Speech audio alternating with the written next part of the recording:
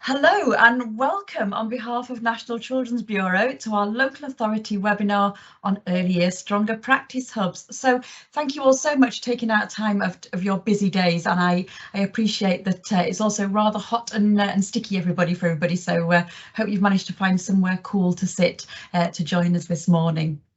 So I'm Jill Holden. I'm the programme lead in the Early Childhood Unit here at the National Children's Bureau. As NCB, we're absolutely delighted to have been appointed as a delivery partner for Stronger Practice Hubs. And I have to say, I have the honour of leading this partner programme on behalf of NCB, which I'm slightly overexcited at. So I'll say a little bit more about me and my role in a moment. But first of all, I'd like to introduce some of my colleagues who are here today. Hopefully they'll be able to, I think, can see already some cameras and mics and as well, so hopefully they'll be able to say a quick hello. So can I go to Sophie if you would like to say a quick hello? Thank you, Jill, and yeah, massive thanks to local authorities for taking the time to be here today. I worked in one myself, so I know how busy things can get. So yeah, huge thanks. So as Jill said, I'm Sophie Todd. I'm the DFE delivery lead on the Stronger Practice Hubs programme. So it's great to be joining you today. Fabulous, thank you, Sophie. Can I come over to Sarah to introduce yourself now? Thanks, Jill. Hi, everyone. I'm Sarah Tillotson.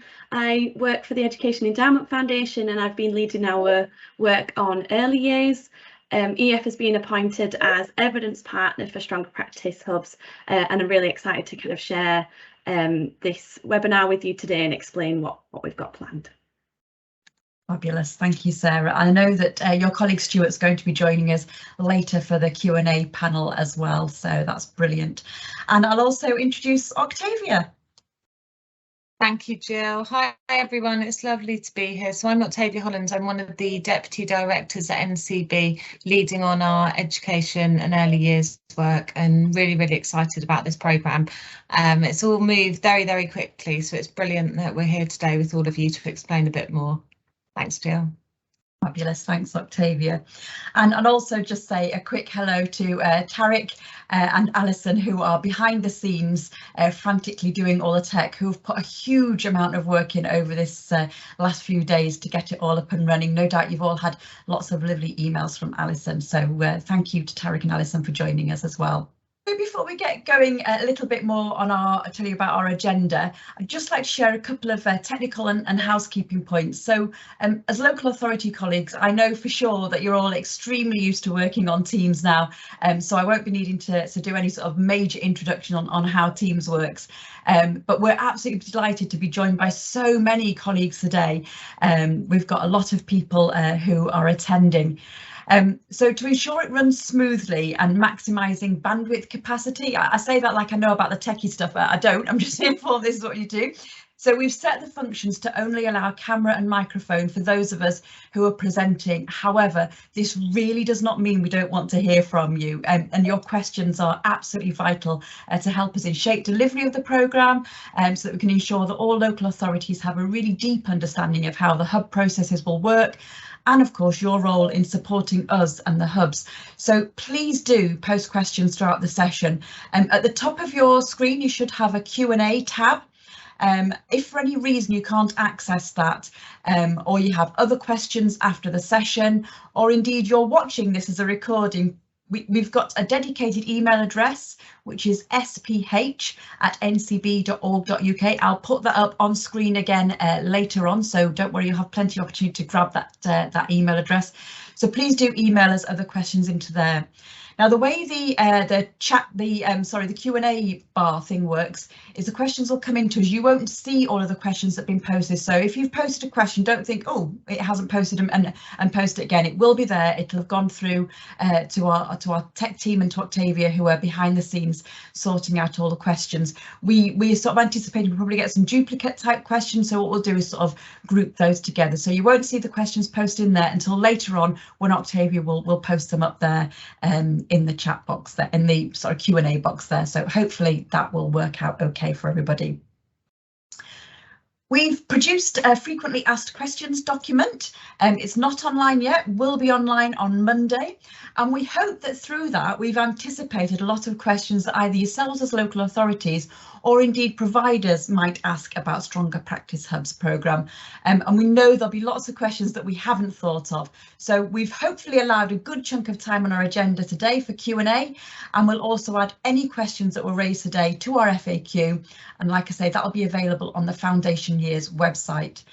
Also, if we run out of time for questions today, or we don't get to any of the questions, we'll also add all of those along with any more that might come in over the coming weeks.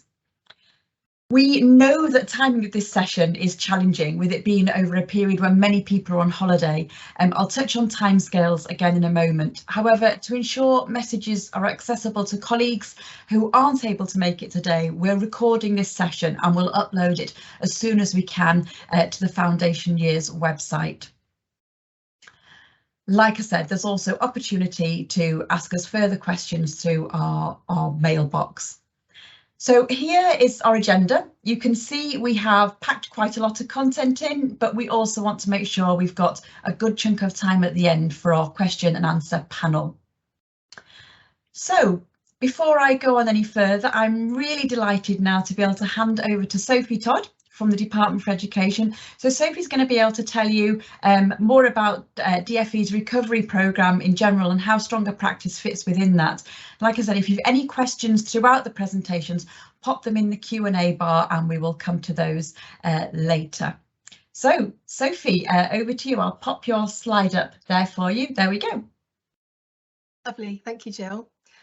So as I said, I'm Sophie, I'm the DFE delivery lead on the Stronger Practice Hubs programme, and I just wanted to say a little bit about DFE's role.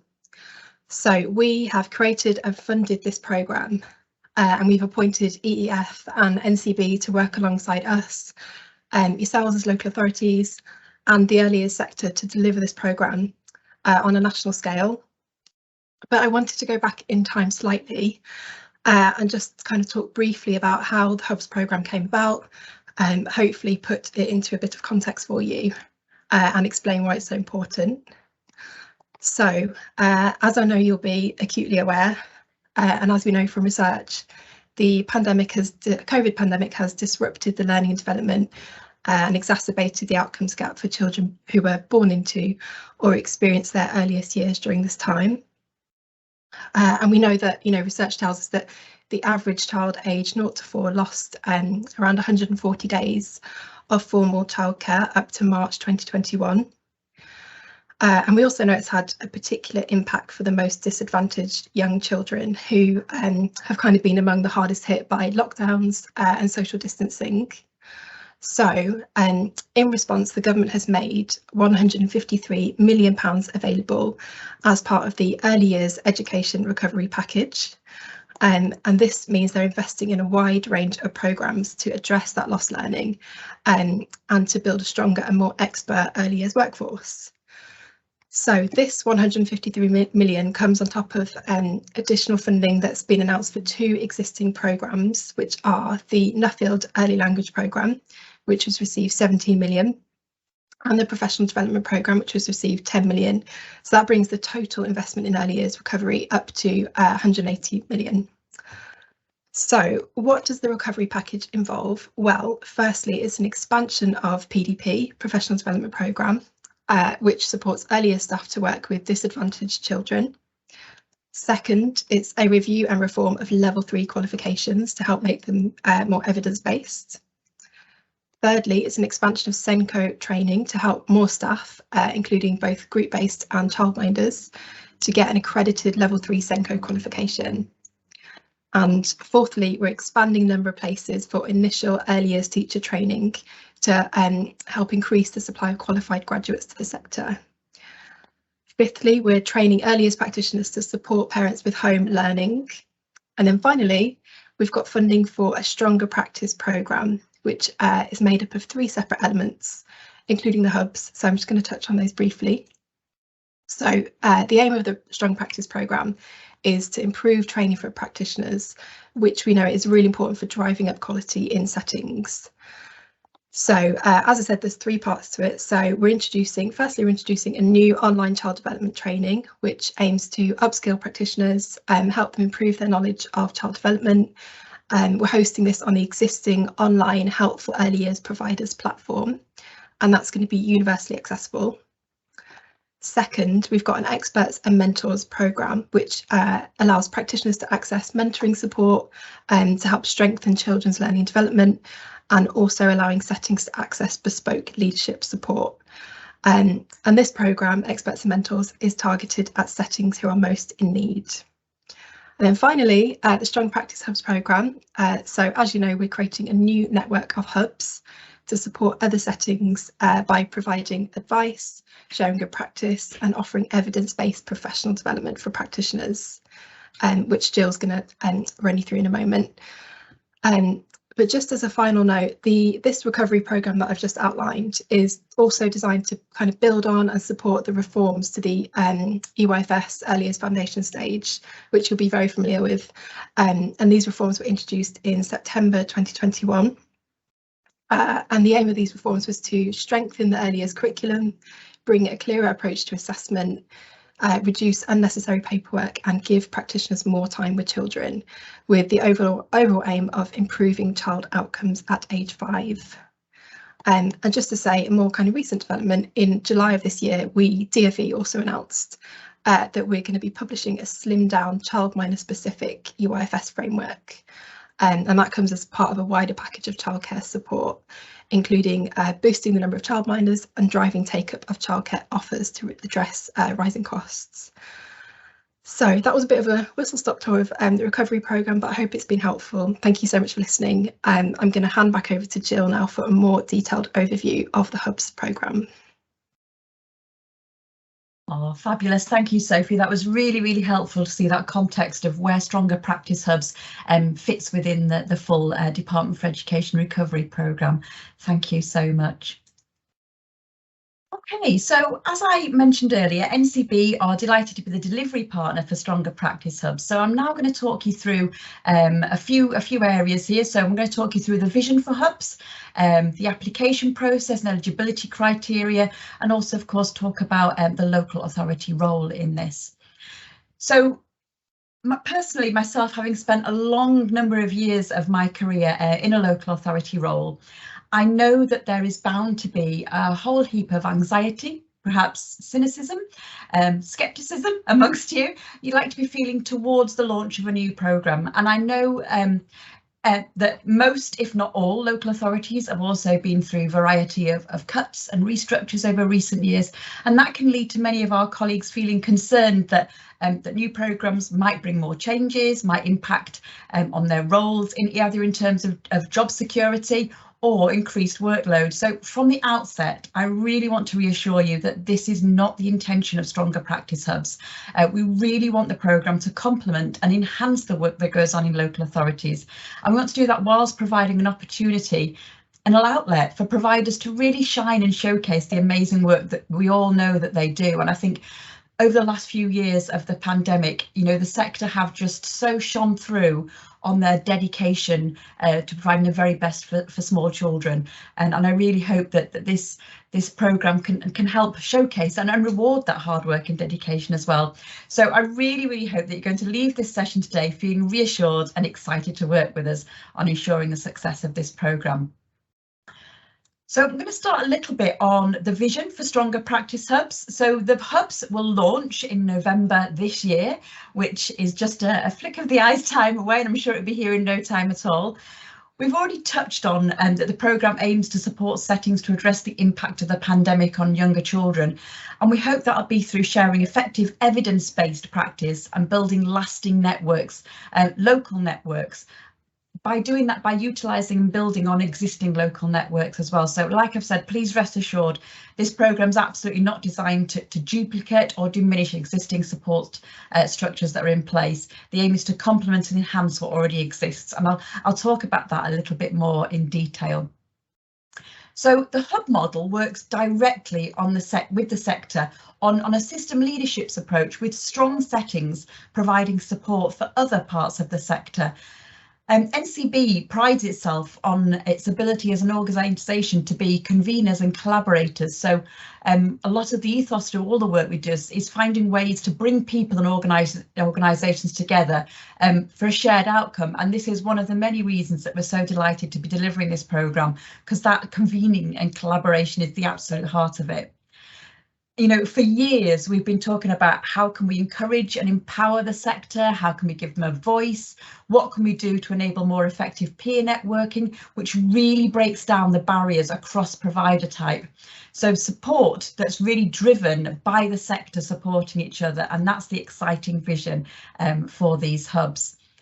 So, as I've mentioned, as delivery partner, we at NCB will be leading on the relationships with the new hubs, including providing support, oversight, quality assurance, as well as running the selection process, which starts next week on Monday, the 15th of August. We'll be supported, as we've made you aware, by the Education Endowment Foundation, who will be the evidence partner for the programme, and we'll cover that a bit more. So EF will support the Stronger Practice Hubs by providing accessible information about the evidence around early years pedagogy and processes that support change in practice. So Education Endowment Foundation will support Stronger Practice Hubs in their approach to communicating and engaging with the settings as well, looking at those who are implementing those evidence-based, evidence-informed practice examples, and they'll be providing things like exemplification and professional development programmes. I won't say any more about EEF's role at the moment because I don't want to steal Sarah's thunder. She'll talk about that in a little bit more detail shortly. So the network of Stronger Practice Hubs will bring together and mobilise the sector, developing a shared language and understanding of evidence-informed practice led by the sector itself. And I think that's what makes it so exciting a programme to be working on. So I'm going to talk a little bit more about the role of Stronger Practice Hubs now. So each Stronger Practice Hub will support settings to adopt well-evidenced practice improvements, and there are predominantly 4 ways which we anticipate this will be delivered. So firstly, establishing local networks to share that effective knowledge and practice.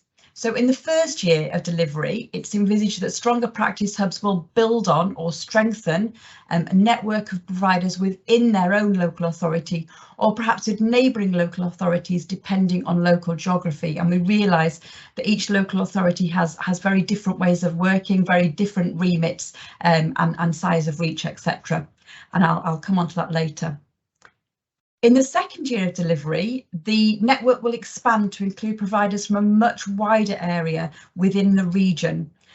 Networks will be made up of group-based settings, including the maintained sector and the PVI sector, including Childminders, and also other organisations locally who provide early years support. That obviously includes you as local authorities.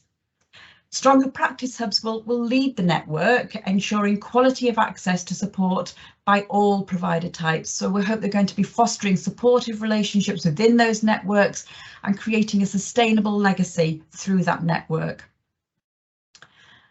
Hubs will proactively encourage settings within disadvantaged areas and also settings requiring support to develop their practice to engage in the networks. We anticipate that these will be virtual networks because of capacity, although a small amount of face-to-face work might be required in need of settings in need of high-level support. And NCB will help Stronger Practice Hubs to build these networks. So the second element of the networks, the hubs, is proactively sharing information, advice on evidence-informed approaches. For example, they might do this through newsletters, through blogs, through events, networking webinars or social media.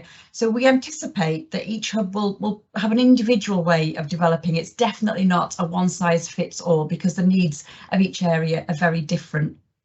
So Stronger Practice Hubs will become a local resource, upskilling the sector through dissemination of information, tools and materials to their network, as well as more broadly to the sector.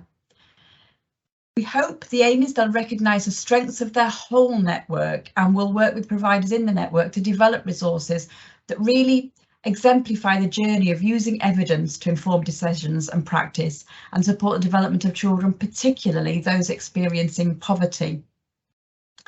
Information advice will be constructed to support locally recognised need, but will also be made available more widely through to the sector through NCB. So we'll be playing a key part in looking at how we can share and disseminate the work more widely, particularly as we realise that not every local authority will have a hub, but we really want that learning to be shared across. And Stronger Practice will also develop web-based resources. So the third bullet point that I have up there as well is acting as a point of contact for bespoke advice and signposting, referring to other funded support. So Stronger Practice hubs will have a thorough understanding of the wider DFE Early Years Recovery Programme and the Stronger Practice programme in particular.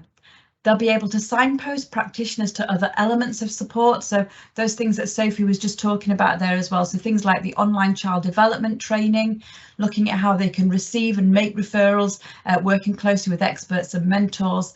And they'll also be knowledgeable in how to refer to other strands of the recovery programme. The Education Endowment Foundation will work with each Stronger Practice hub to identify high quality programmes with evidence of improving child outcomes, and those will be individualised to each area hub. So the hubs will be able to fund and make these evidence-based programmes available to other settings within their area. And we hope that they will be knowledgeable about high quality support that's already available in local areas, for example, via local authorities, and also be able to signpost settings to these. So hubs will act as that point of contact for bespoke advice. An advice line or monitored email address is expected of hubs, and hubs we will expect hubs to respond to any queries that come in that in a timely fashion.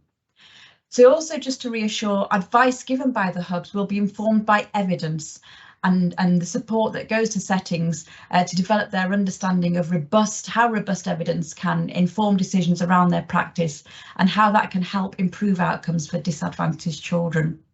So this evidence base for early years is something I know the sector have wanted to develop for a long time, and we hope it will enable more equity with the evidence available for older children. So that's another really exciting angle of this programme.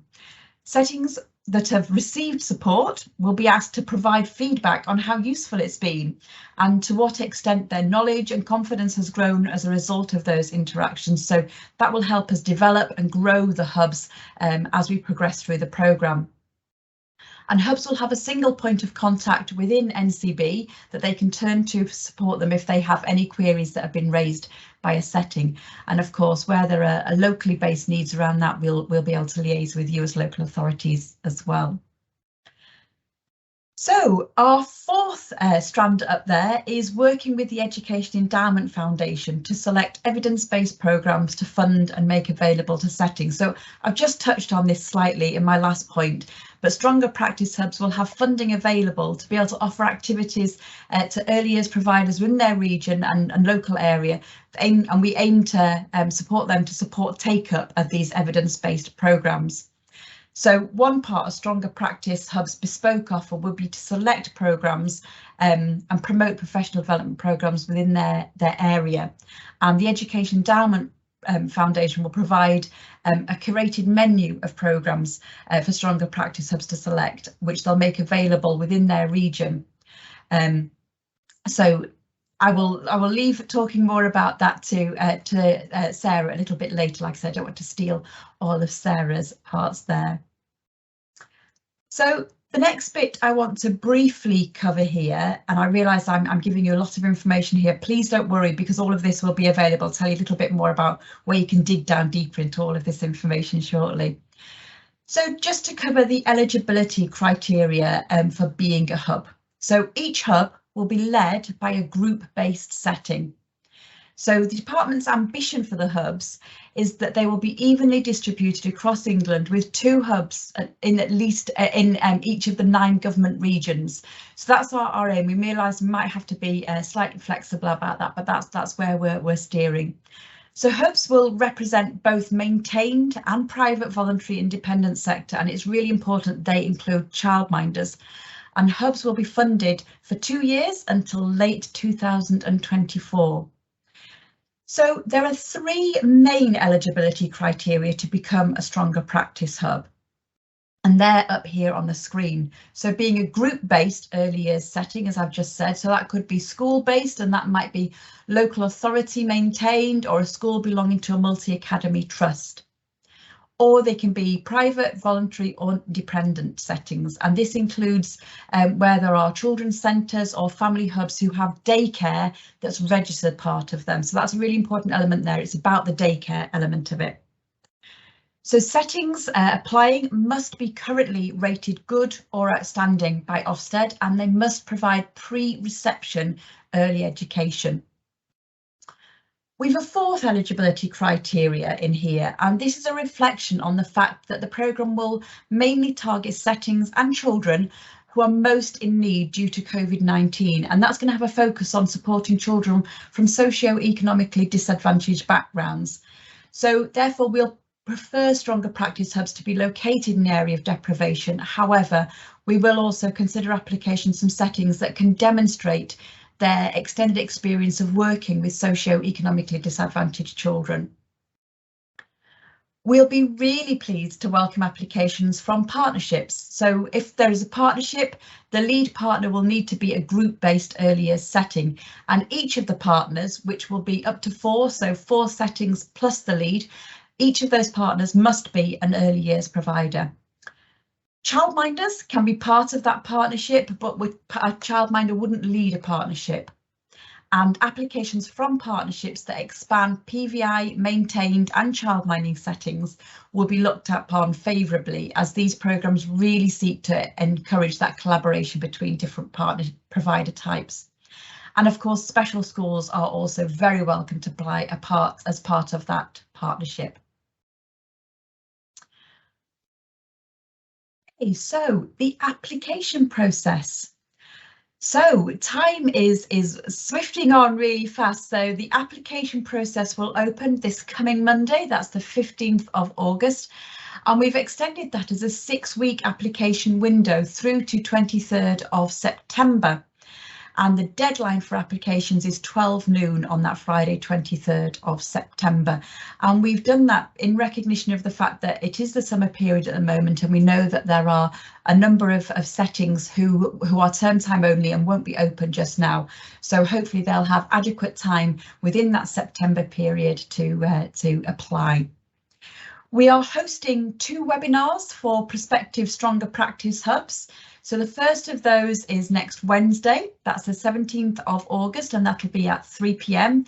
And the next is on Friday, the 9th of September at 10 a.m. So we hope that means that everybody, those who are on a summer break at the moment and those who aren't, can access the webinars. The webinars are being promoted through the Foundation Years website, and we've also emailed local authorities and anybody who'd emailed in to ask to be part of our update email service. We've emailed that out to everybody yesterday, and I can tell you already that bookings are flooding in, and Alison has been super busy behind the scenes processing bookings.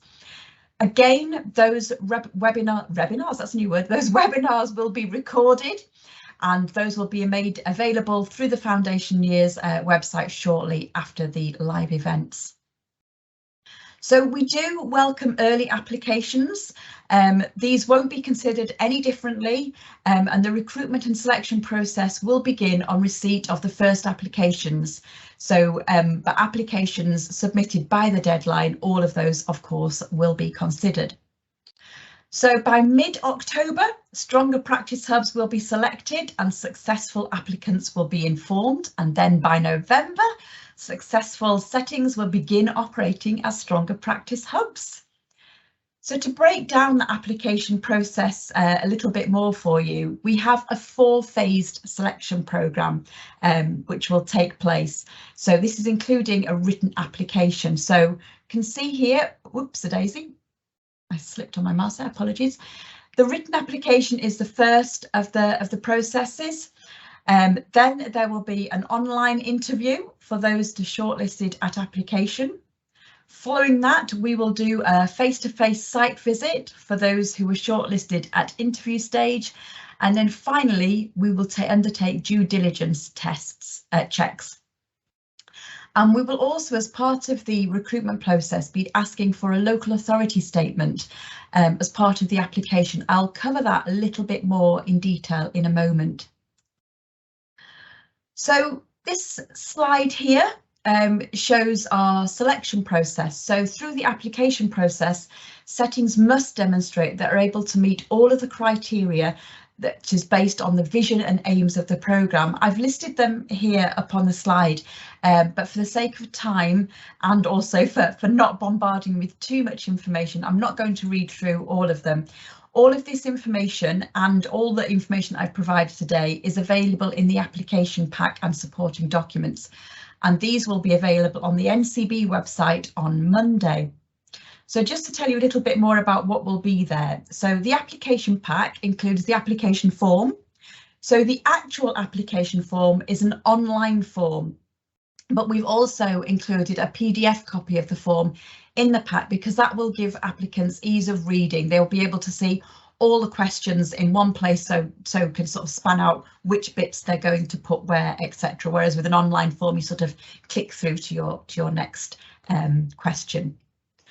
There'll also be a scoring matrix up there, so we believe it is vitally important that we're open and transparent throughout all of this process. So that scoring matrix will really clearly show what we're really looking for in applications and how we're going to be scoring each element of that application. There's also, and I've mentioned this already, a frequently asked questions document, and this is a live document, so we'll be adding to it regularly, for example, with any additional questions raised today and through the sector webinars. What we will do is put a version control on it, so on the front page of that FAQ at the very bottom will be a little bit there that tells you what version and date it's been added on there, so you and of course any settings looking at that will know they're reading the very latest one.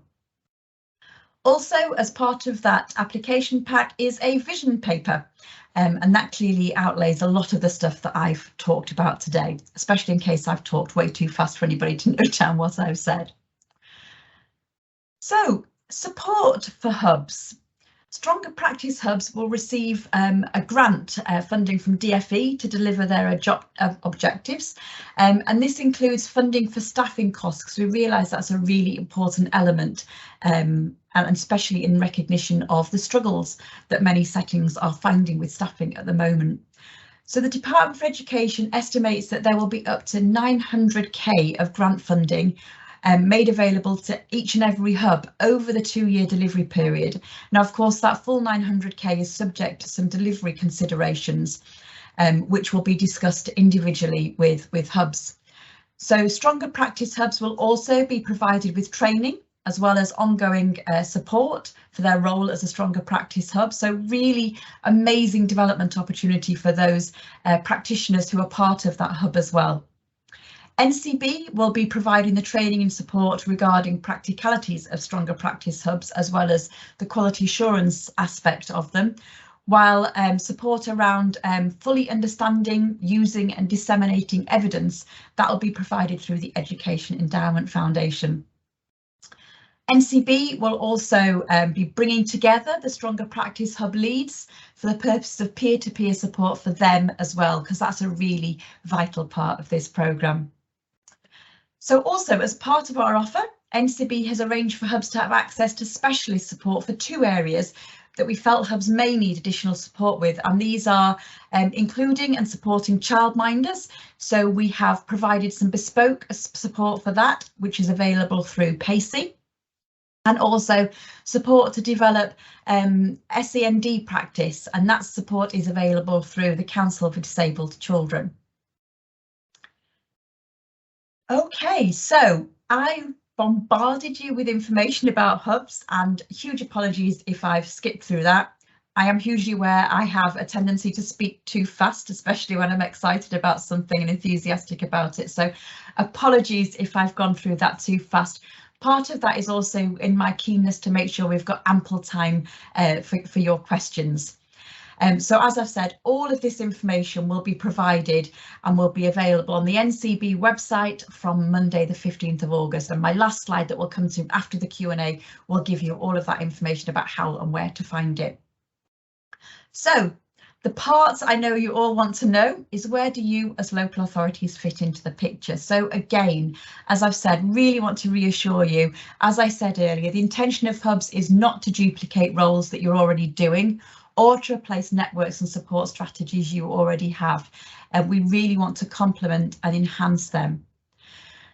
The full scope of hubs is still growing and developing. We very, very much value the input of local authorities as part of this, and we'll be seeking ongoing views and collaboration as we progress through the programme. And as I said, our final slide will again give you contact details about how to get in touch and share your thoughts. As many of you will be aware, we at National Children's Bureau also host the National Quality Improvement Network, NQIN, which represents the regional quality improvement networks, ARQIN, and our local authority NQIN members have been a great sounding board so far for a number of elements that we've been developing. So I know a number of you are online today, so I'd just like to add in there a really great big thank you to you all for your help and support on there. And if I may be indulgent, add a little plug in here that if your local authority isn't part of Regional ARQIN, do get in touch so I can link you in. So our local authority teams are, as we know, so well placed to know the strengths and areas of development of the settings who apply to be hubs. So as such, we felt it was really important to give you opportunity to share your expertise on that through that recruitment process. So we've asked for local authorities to provide us with a statement about the potential hubs as part of the application process. So on the application form, we've included a section for settings to name a local authority representative, and would expect them to discuss this with you and their application with you prior to submitting it. We don't want this to be a shock to you as to who's been named, because we want you to be able to say who's the most appropriate person in your local authority to submit that statement. As part of that statement, we'd be really interested in hearing from a variety of teams. So if possible, and we really don't want to add to your workload or burden here, but it'd be really great if you could sort of liaise with different teams within your local authority. And I appreciate that oh gosh, sorry, my daughter's.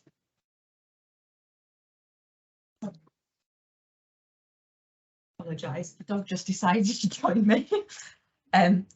Yeah, we realise that local authorities are structured in very different ways, and so really important that you help us look at who might be best to contribute to this. So, but really great if we can have the support of teams who support quality, teams who support SEND, sufficiency, finance teams, etc. So if you're able to sort of coordinate that so that we've got those views, that would be really, really useful.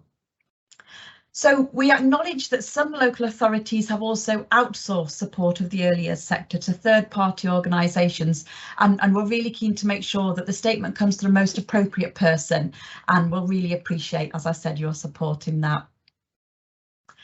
We've designed the process in a way that it means that the setting won't see your statement unless, of course, you choose to share it. And we really hope this enables you to be open and honest, reflecting on the strengths and areas of development and overall suitability of a setting to become a hub.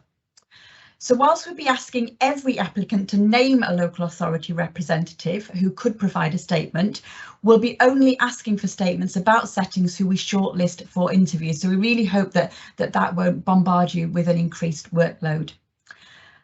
We also know local authorities are obviously best placed to understand the needs of the local area and also the development needs of individual settings. And we hope that local authorities will work with the hubs to support them to carry out their role. So working with hubs to identify local need is a role we really hope local authorities will embrace. You may also want to utilise the support of the hub to assist the development of settings that you're already working with who are graded inadequate or requires improvement through one of the evidence programmes on EEF's list. So as I've mentioned, local authority role within Stronger Practice hubs is by no means a done deal, and we welcome your thoughts on how hubs can best complement the work you already do. We'd like to think of hubs as your on-the-ground partner steeped in current good practice with an opportunity to further develop evidence-based through the programme. We'd also like to include local authority hubs in reviews where appropriate, and also for you to engage in regional meetings where there's not a hub in your area, and we're currently exploring best ways to facilitate this. Stronger Practice Hubs programmes offer really exciting opportunities, working with the Hub and EEF to develop and grow evidence-based programmes, and we hope that that'll be something that you as local authorities will enjoy engaging with as well. We'll also shortly be advertising for expressions of interest for our Stronger Practice Hubs advisory group, and would really welcome local authority representation on that. I'm sure that you will have lots and lots and lots more questions about hubs and how your roles fits into them. But before we get going on that, to explore the Education Foundation part of the programme, I'm going to invite Sarah from the EEF to tell you a bit more about their programme, and I'm really excited to hand over to Sarah. As mentioned before, the EEF has been appointed as an evidence partner for the Stronger Practice Hubs work, and for me to help explain our role in the work with the hubs, I'll first share a bit about the work of EEF for those who are unfamiliar with us as an organisation, and then go into the detail about our particular activities and work with the hubs. So in terms of who we are, EEF is a charity, and we focus on improving the social mobility by trying to enhance the quality of education for children experiencing poverty. And we operate with money gifted to us by the Department for Education, and that's been in the form of an endowment. And this type of setup is really important because although it means we have money from the Department for Education, we are actually independent, and we can interpret and share evidence without any biases or agenda. And we can focus on our mission rather than fundraising. In our recent re-endowment, we've had our remit expanded, and that's meant we've got more capacity to support colleagues working in the early years, and that includes the work that we are going to engage in on Stronger Practice Hubs. And we're really excited about this development and opportunity, as we believe that supporting children in the early years is the best opportunity to reduce the impact of inequalities. And you can see from the diagram on the right there, and I'm sure that this isn't new information to you, but obviously there's a gap between the development and attainment of children at the end of their early years phase in reception, and these in these gaps between development and attainment grow as children move through the school system. And just over 4-month gap at the beginning of their school life there isn't a very large amount, and so we think that there's a realistic opportunity that if we close that gap between those experiencing poverty and their more affluent players in the early years, we have a good chance to set them on the right track for the rest of their journey through school. And there are 3 broad activities that the EEF implements, and all of these activities are rooted in research evidence. The first activity is that we summarise research.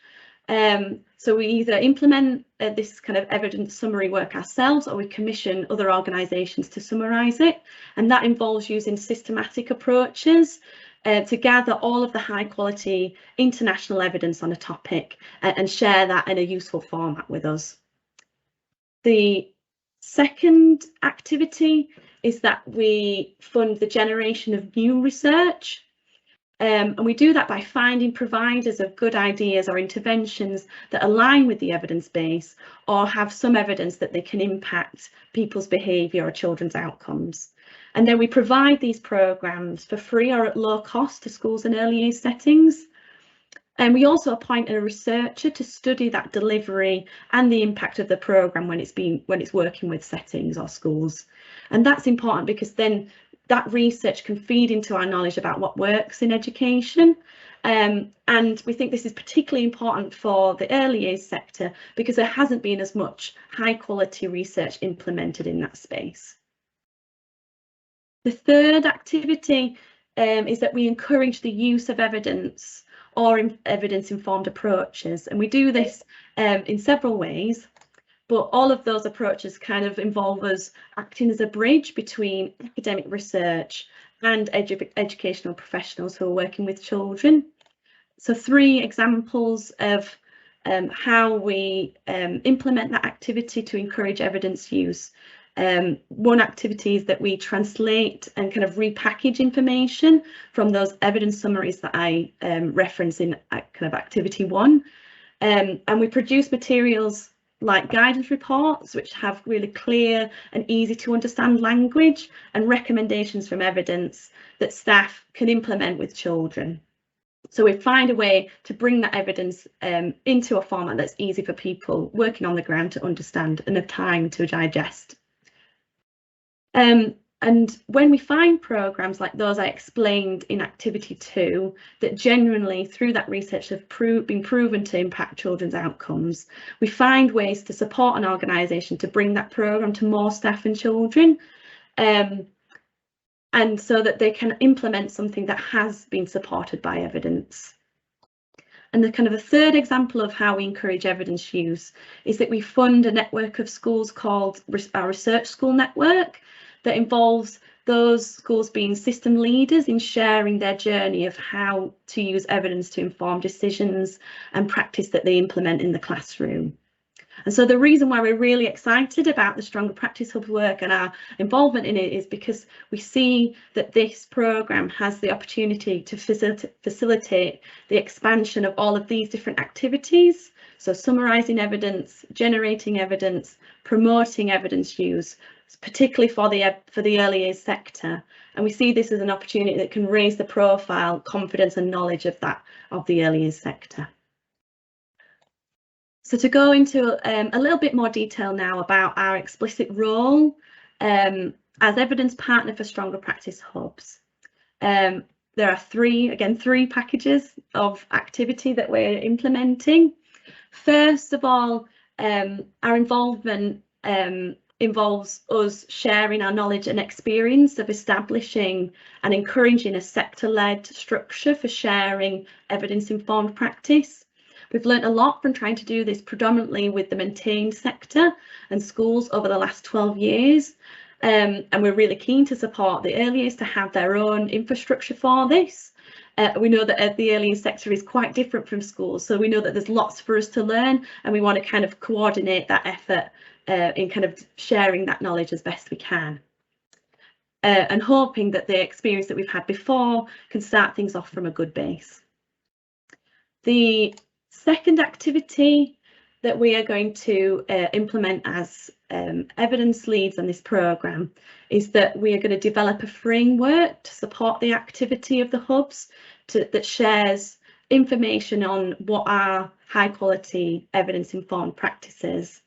And the main aim of this work is to provide a place for the early years sector to go to understand the evidence, and making the other aim is to make sure that we provide that the evidence in a useful and accessible format for the sector and early years audience.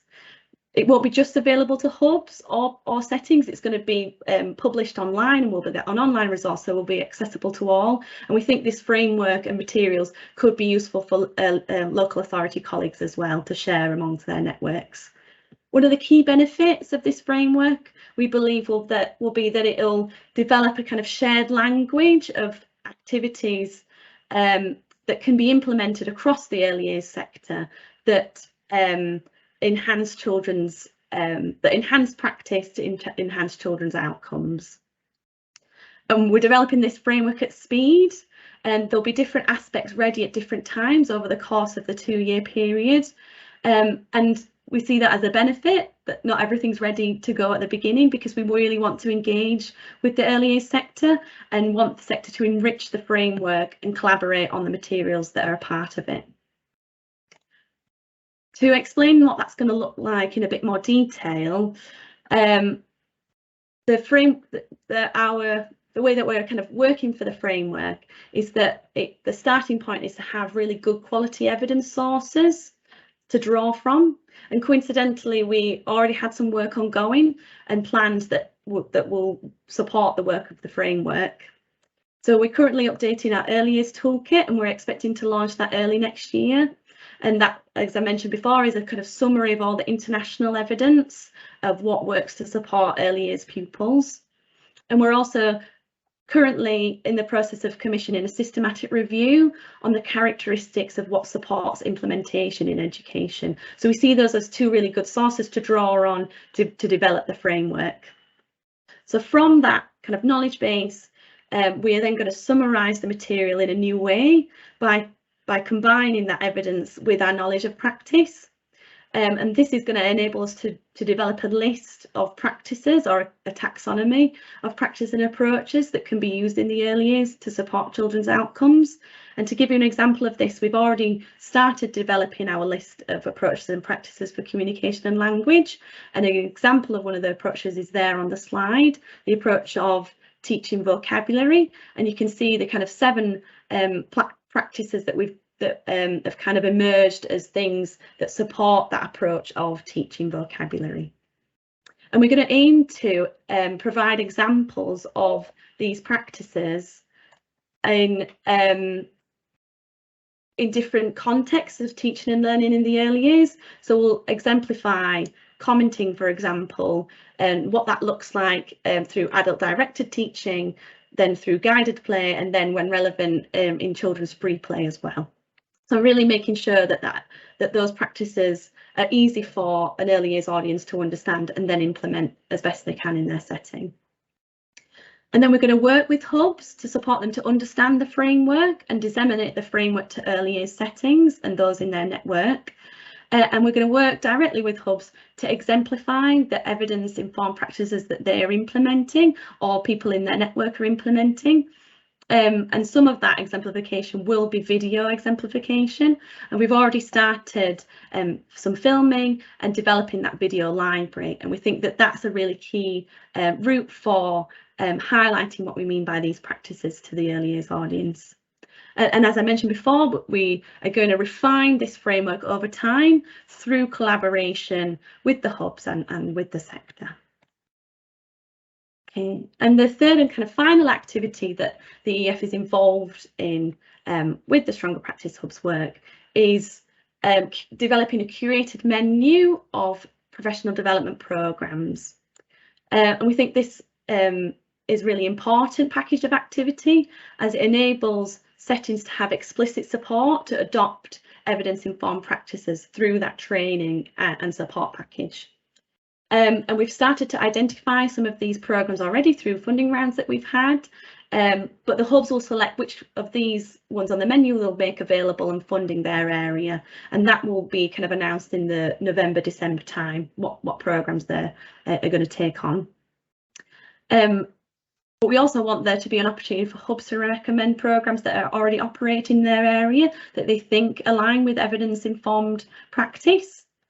And so we think the local authorities will play a role in also supporting the hub with making that recommendation and helping them understand what programmes and activities are happening in their area that could be supported through that hub work.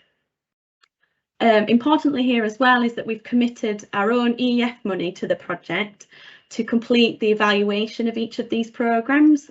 And as I've kind of mentioned before, one of our key activities is generating evidence to feed into our understanding of what works in education. And that's really important in early years where there isn't as much high quality research.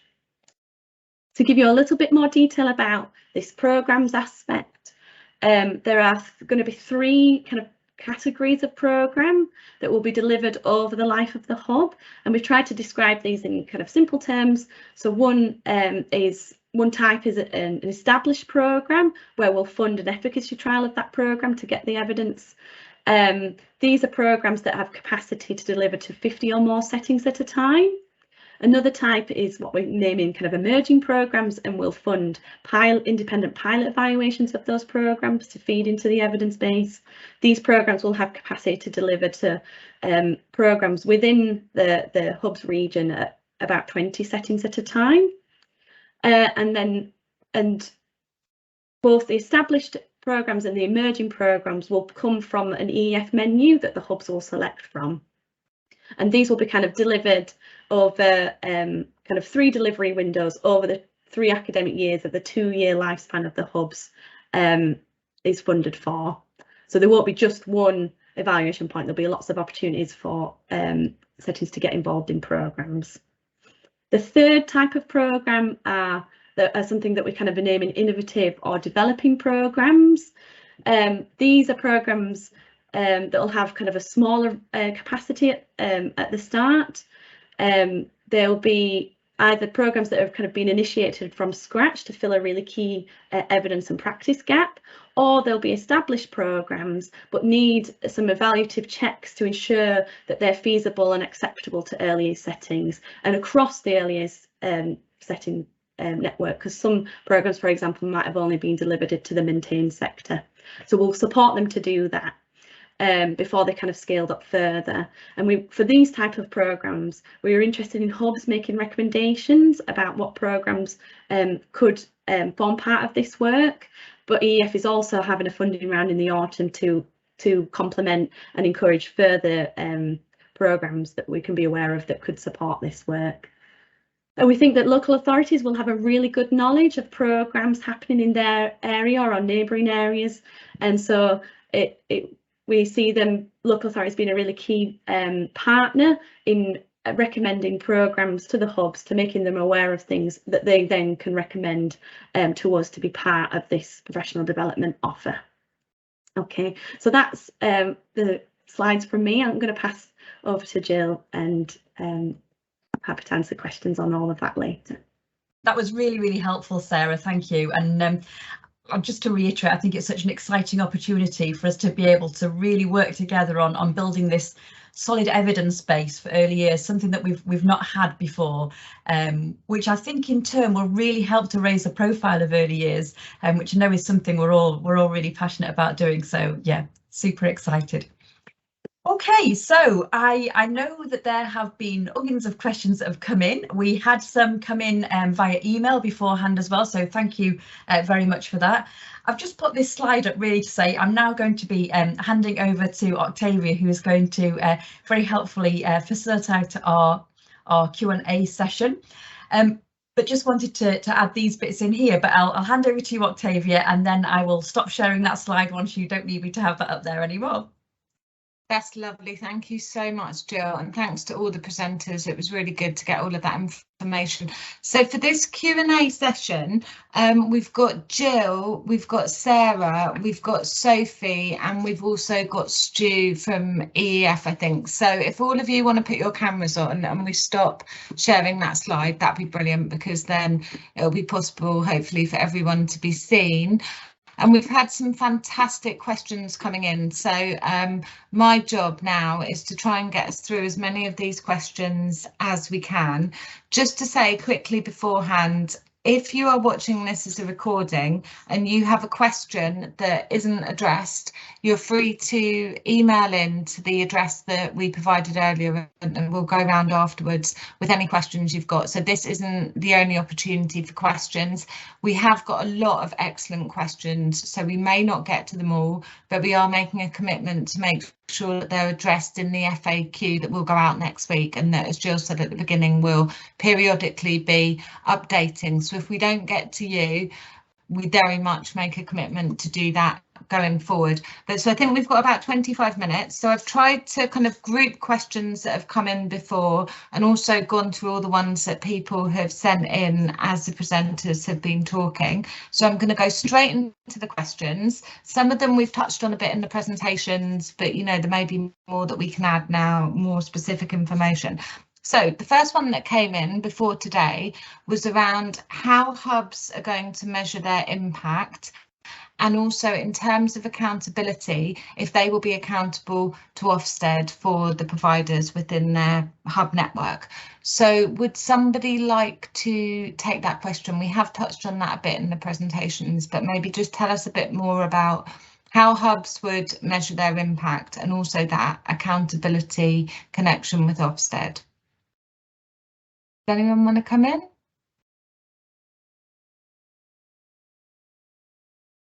I don't mind taking a bit of that question. Thank you, Sarah. It's lovely. So We're aware that the Department for Education is commissioning an evaluation of the Stronger Practice Hub programme, and obviously the Hubs network as part of that.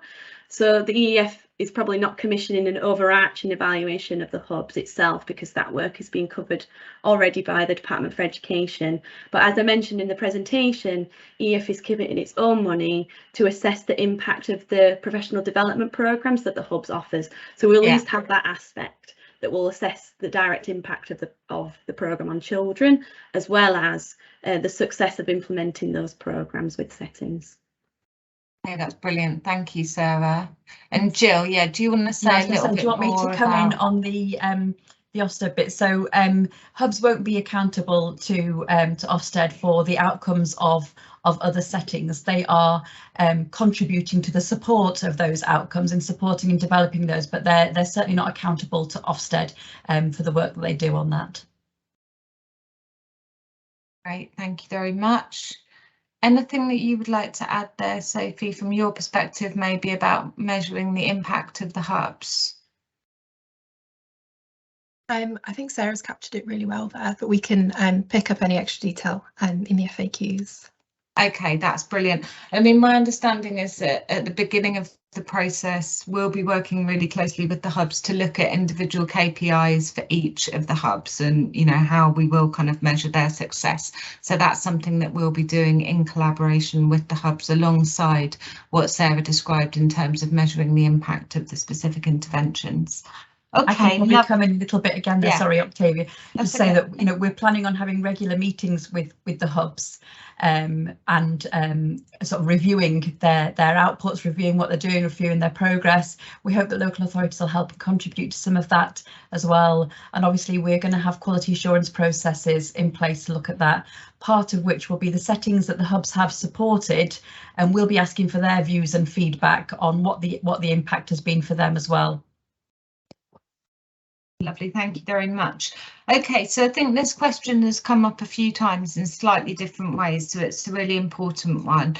So can a collaboration of providers apply to be a hub led by a collaboration leader? So who would like to address that or build on what you already said in your presentation? Do you want me to come in on that one? Lovely, yeah. Yeah, so absolutely, a collaboration of early years providers, that's what we would class as a partnership application, and the application form enables a section for that where you can add in who are your partners. So we've suggested that a partnership would be a maximum of 5 early years providers. So that could involve, well, we would really like it to involve a cross-sector representative, so with Childminders in there as well. The lead setting though will need to be a group-based setting, so the lead can't be somebody who is outside of that group-based delivery, so it needs to be that group-based setting. Yeah, that's a really important principle of the programme, I think, isn't it? Okay, so now thinking a bit about the hubs in the different areas, and I think Jill explained earlier that we have an ambition of having 2 hubs in each government office region. So one of the questions that's come up is how would we expect 2 hubs to be able to serve such a kind of vast and diverse geographical area? So can we talk about that a little bit and how they'll get that kind of reach and spread? That's a really great question. Do you want me to come in on that? I don't want to steal. I feel like I've had the. Go for it. Really great question. And one of the things that we're really keen on is not overburdening hubs. That's absolutely not part of what we want the programme to be. So that further reach we anticipate will be through some virtual methods. So things like sharing of newsletters. I talked about hubs having website content, might be some online events and things like that as well. I think the important thing to say is it's not going to be a one size fits all. So we're not going to produce sort of hubs that are a clone of each other. So how each hub decides to do it might be very different. And that's something we really aim to discuss with the hubs in those initial setup meetings once they've been recruited is, OK, how's best we can do this? How's this going to work? So yeah, we certainly don't expect hubs to be going out and travelling far and wide across regions, etc. Can add a bit more there to build on Jill's response there. I think a really useful way to think about it is there's different layers of activity that different people in different parts of the region can access. So kind of a really there is some activities that anyone in the region can access, which would be things like Jill said, the blogs, the newsletters, the social media activity, the framework that will be there and all of those materials. And then there'll be the activity that's a bit more targeted and that will be offered in different parts of the region, which will be through those professional development programs and that kind of level of intensive support. And then there'll be the third layer, which will be even more intensive than that the hub can offer more directly to their locality through that kind of advice channel and explicit some of that kind of explicit face-to-face networking that Jill mentioned in her presentation. So those kind of 3 layers of activity might be a helpful way to think about it. That's lovely. Thanks very much, Sarah. Okay, so again, this is a kind of question about the operation of the hubs. So how many providers and settings would we expect to be within a hub setup? Jill, do you want to talk a little bit about that? Because I think what you just said about how, you know, it's not going to be a one-size-fits-all approach is probably the start of that answer. Absolutely, yeah, definitely not a one-size-fits-all approach, and also the recognition that some local authority areas are much bigger than others, some are urban, some are rural, some are in a city. So, you know, we need to really sort of bespoke this delivery, as it were, for each one. So, yeah, just repeat the other bit of the question again there, Octavia. So it was about, the question is about the capacity of the hubs and how many providers and settings we would expect them to have within the hub. Exactly, yeah. So I think part of that is it's sort of like Sarah said, that multi-layered thing, but also the multi-layered thing in the way that we might have a partnership approach. So the hub might consist of a number of settings, up to 5 already part of that, working together collaboratively. We also expect this network approach where they're reaching out to other networks, other providers within their area, but we've not defined this is how many, and it would be impossible to define this is how many. I think the best thing I can say there is that will be an individual conversation with the hubs, and also, you know, looping in local authority colleagues there around what is the need within their area as well. Yeah, makes sense. Okay, so we had a couple of questions about childminders and the role of childminders within the Stronger Practice hubs, and we have talked about that a little bit in the presentation, and I know it's covered in the FAQ that will be coming out, but I think it would be good to talk about it a bit more here, because it's something that I know we have thought about very carefully and made sure that, you know, childminders can be actively included. So should we just explain a bit more about how we plan to go about that? Jill, do you want to perhaps talk a little bit about that? I know it's an area that's very close to your heart as well. Oh, it is. Childminders are very close to my heart, Octavia. So yeah, absolutely. We're really keen that childminders are included in this. In that, also the recognition that childminding is most definitely not a one-size-fits-all, that we have all sorts of combinations of childminders. So childminders who work with assistants, childminders who work with other registered childminders as a co-registration, childminders who work collaboratively with a small group of childminders, Ofsted registered childminders, childminders that are registered with childminder agencies. So there's absolutely not a one size fits all. The bit that I would say is the absolutely one size fits all is we really want hubs to engage with childminders and to be involved. Childminders often don't have a strong voice.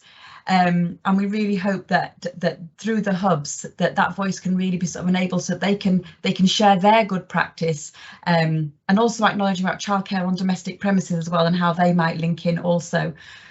We've made the decision that childminders can be part of a partnership but not leading a partnership, so not the lead setting. We understand that some childminders will consider themselves to be a group-based setting because there are a number of them working together, etc.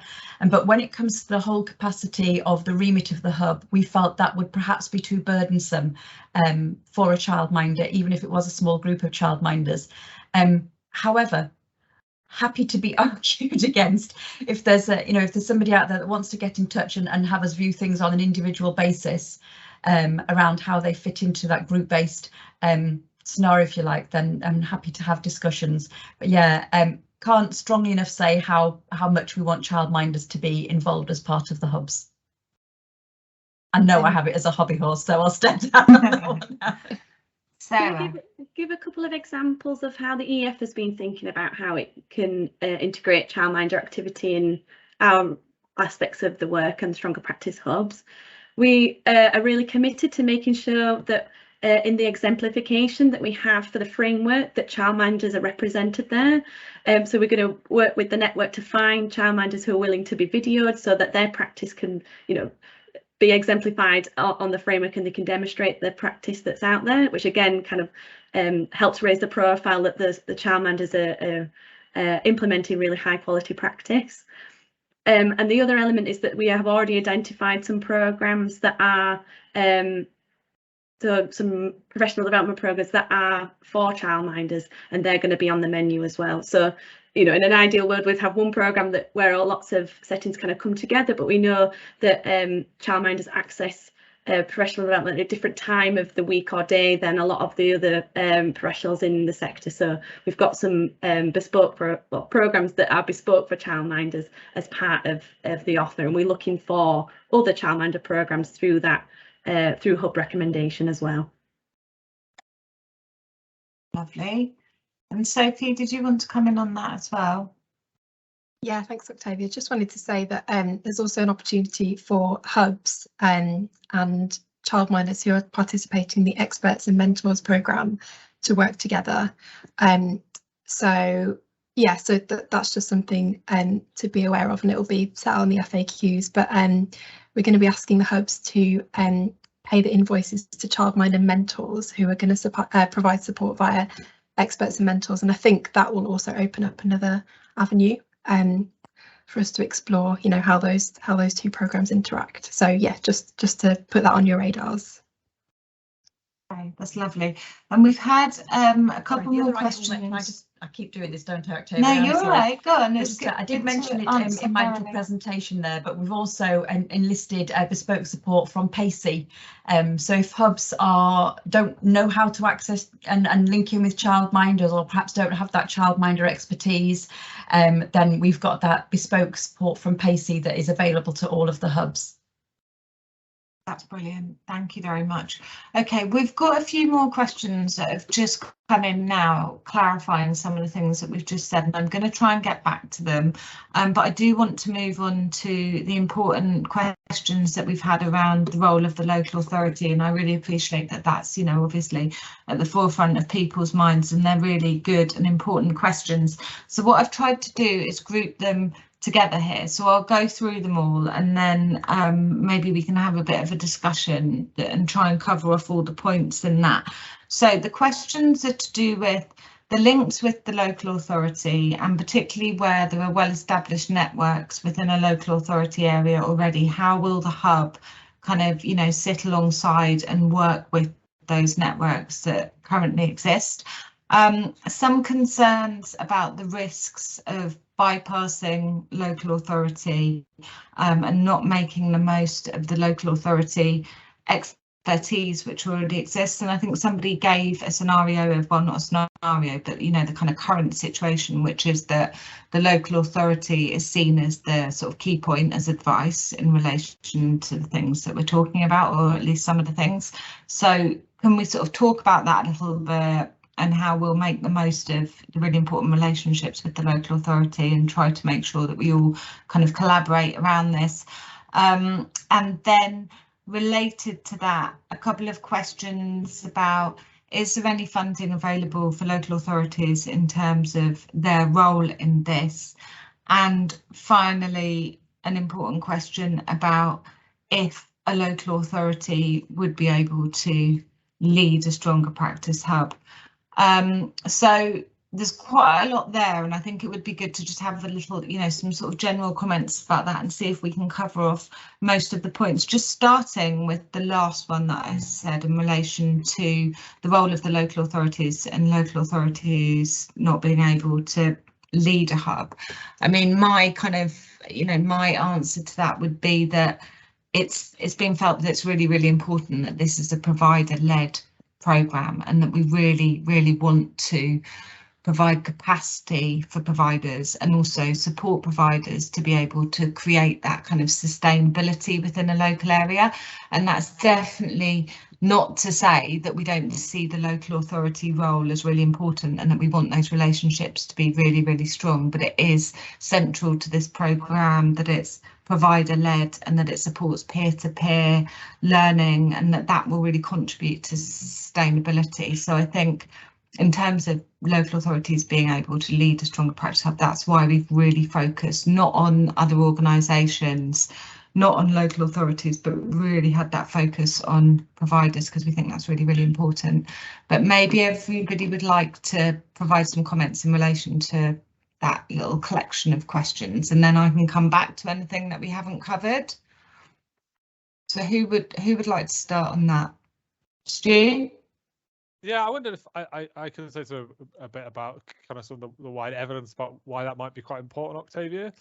So I think that there is evidence about kind of how do professionals, how do kind of practitioners kind of learn, and where do they get their information from? And it is very true that people look to people like themselves, so other practitioners or other professionals. So in many ways, that kind of is part of the rationale for wanting to support kind of settings to be able to support other settings, or practitioners to be able to support other practitioners. There is a kind of wider evidence base about the power of doing that, but it does take some support and curation and nurturing to happen, and to happen well. So I think one of the advantages of supporting a kind of provider led hubs is to try and kind of nurture and develop that and grow that. And I think that is best done where it draws on and integrates with the local networks and local expertise, and isn't in competition with, but it's about that kind of setting to setting and practitioner support. So I think there is real power there, but that does take a bit of thought and nurturing and care as we do it. Well, thanks, Stu. Okay, Sophie, would you like to come in? Yeah, I think just to echo Stu, really, that this programme is we do think there is a really important role for local authorities, as you've outlined, Octavia, and it's this is about encouraging applications from the sector, considering how hubs will work with and through those existing networks. And we definitely don't want any duplication. We want it to be all complementary. And I think there's that real flexible local element of hubs talking to the local authority, working with us to make that work on a really individual, local, kind of flexible level. We think local authorities have really valuable kind of input and expertise, which will really help us to develop the programme. And obviously the statement of support as well that they'll be providing for applicant hubs, which Jill mentioned. And also we're saying that hubs are going to be expected to work with local authorities collaboratively, and we'll help facilitate this. And we think hubs will can support the local authority role by kind of signposting settings to and children and families to other local authority support. So it's we can't kind of be definitive about what that will look like for each hub, but it's going to be kind of a naturally evolving picture, really, which I think is really exciting. I hope that kind of answers some of those questions. It's really helpful, thanks, Sophie. Okay, other thoughts? Jill? I think just to echo what both Stu and Sophia said there as well around settings seeking support from settings. We know that settings turn to others for advice, as do we all. Human nature is I've got something I'm struggling with, I'll turn to somebody I know who's got a similar kind of set of experiences to go for support. What we really hope this programme will do is make sure that the support that they're getting from one another peer-to-peer wise is sound and is evidence-based. So yeah, you only have to look at things like social media when settings are clearly seeking support from each other. but sometimes when I read through, and I'm sure local authority colleagues on here will also know times when they've read through and gone, oh gosh, what are people advising each other? Whereas what part of here, it's about that peer-to-peer support, but making sure that the peer-to-peer support is the level of support it needs to be, is grounded in evidence and grounded in good practice.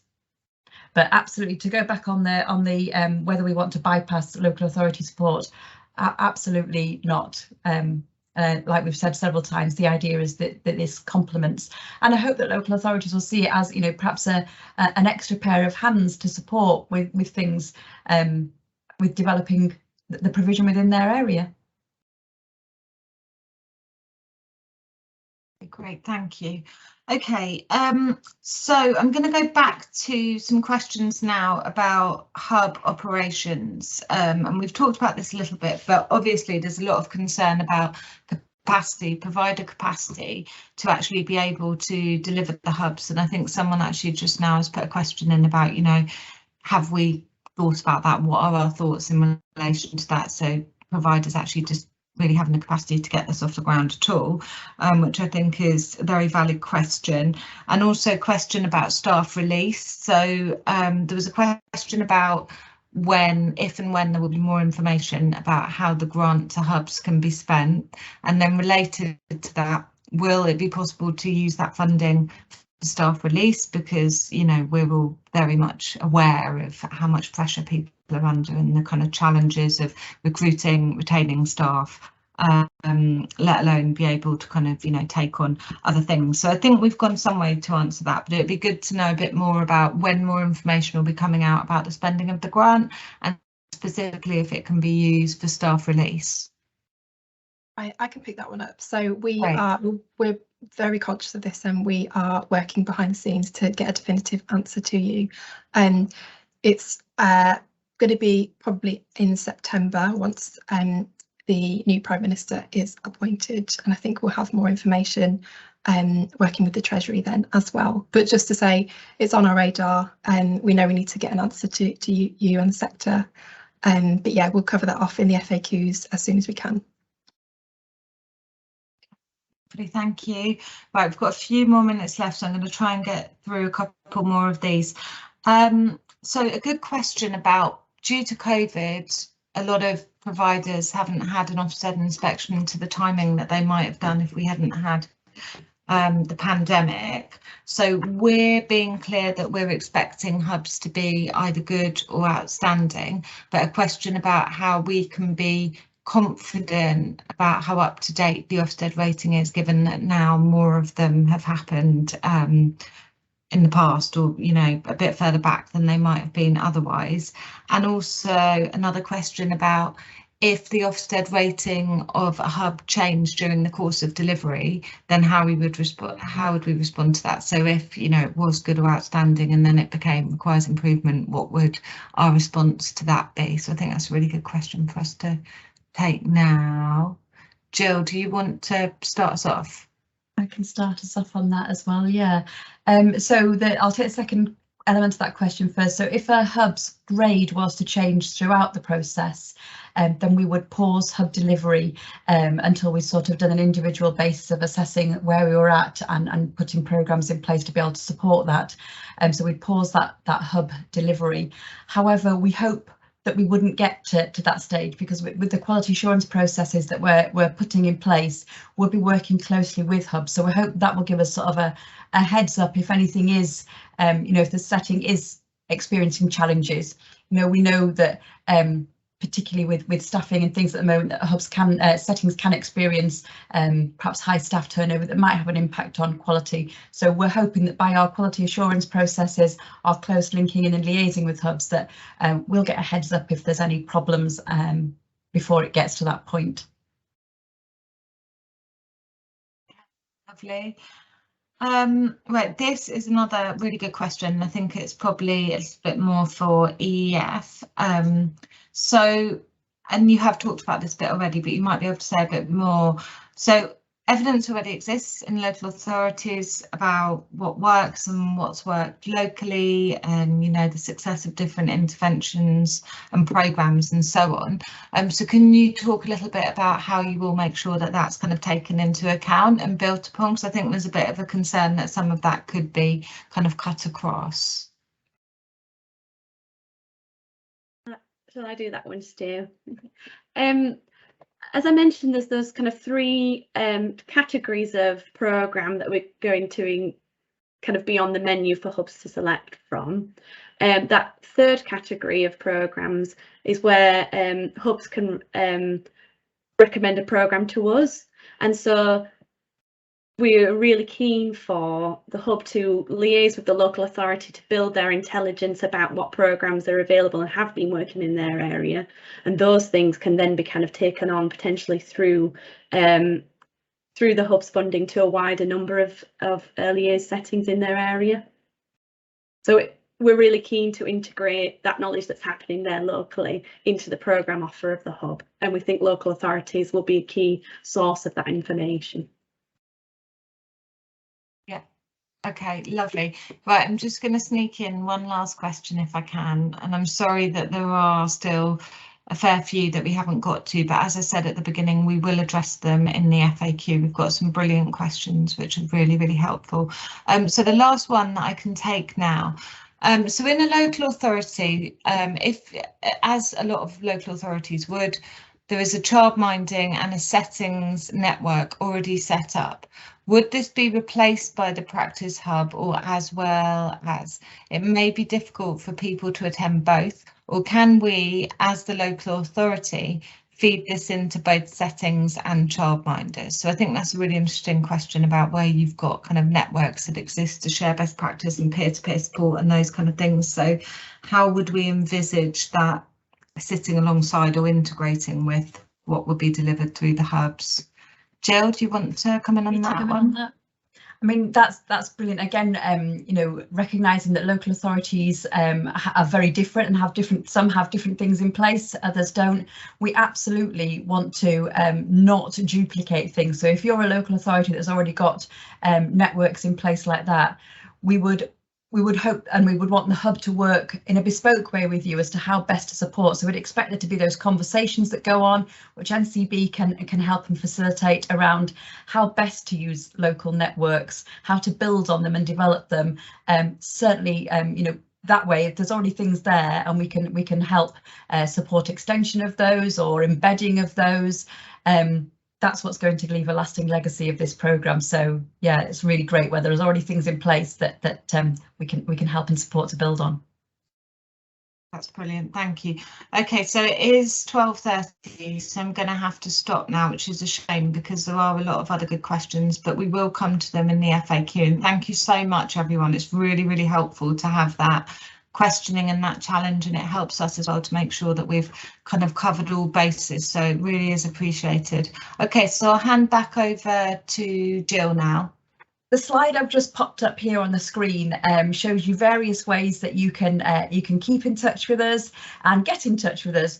So on the left hand side there are the NCB website address and also the Foundation Years website address. So the application packs are going to be on the NCB website, and there'll be other information on the Foundation Years website. What we will do is, and I know Tariq is behind the scenes doing a lot of this work for us today, so we'll make sure things are linked so that people know where to go to get that information. Also got our Twitter there, and we also have Facebook for both Foundation Years and for NCB, so other ways of getting in touch. And then, as I said at the beginning, that email address there, so sph@ncb.org.uk is the email address to go to send us more information, more questions, anything else you want. And I've also popped my email address up there as delivery lead for this if anybody wants to get in touch directly.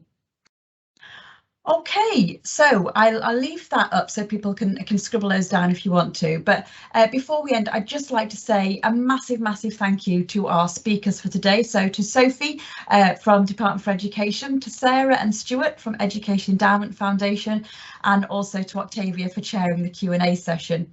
A massive thanks goes to Alison and Tarek behind the scenes. So you might not have seen them, but without them this absolutely would not have worked. All the preparation work that's gone into to sorting this out and all the functionality behind. So yeah, massive thank you to them. Lastly, thank you to all of you for taking the time out to attend this event today and for posting all your questions. Can't emphasise how much this is a really valuable part of shaping this excited offer. Like I said, as anticipated, we didn't manage to get through all of the questions, but please do be reassured. We have gathered them, collated them, and they'll all be in the FAQ on the Foundation Year's website and the NCB's website.